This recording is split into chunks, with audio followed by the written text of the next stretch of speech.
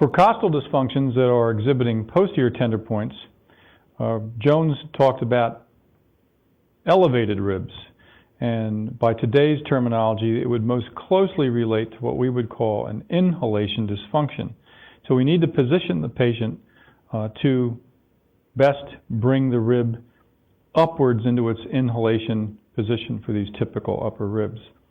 We'll probably work more with the bucket handle aspect. So we're going to get a little more of the lateral compartment of this rib. So the tender points, second rib, third rib, fourth rib, if we're working spinous processes here, transverse process, costotransverse articulation here, we're going to be just off that. And we're going to go right down this area. So let's say we're working a tender point here for an elevated or inhalation dysfunction. So we find that tender point. And now for the positioning, to show you that the patient's positioning, remember now it's this right-sided tender point that we're going to do. So now we're going to switch to a different camera view.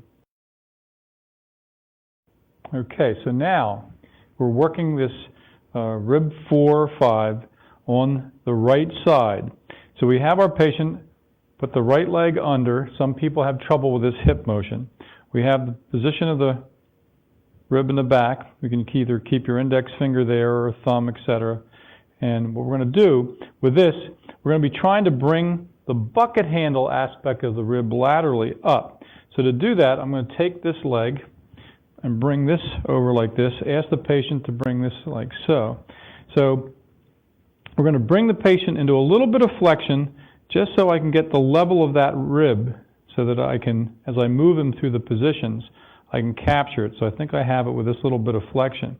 So now I have side bending away. So I'm going to have to just slide him over to me like that to capture that rib, bringing it up this way, and rotate with the head and body a little away. So now I'm bringing the rib up and over like so to bring that bucket handle aspect up on the right. And then 30 seconds later, I'll recheck the previously designated 10 pain of the tender point, see if it's hopefully at 0. 30 seconds, readjust if I need to recheck. And then after the full 90 seconds,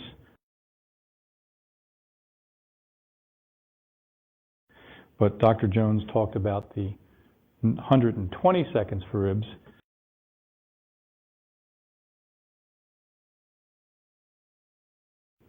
And you can see how I can fine-tune by just little movements like that with my leg. And then when we're finished at that 90 to 120, whichever you prefer, slowly bring the patient back through the path of least resistance. And recheck your tender point and recheck the parameters of your dysfunction.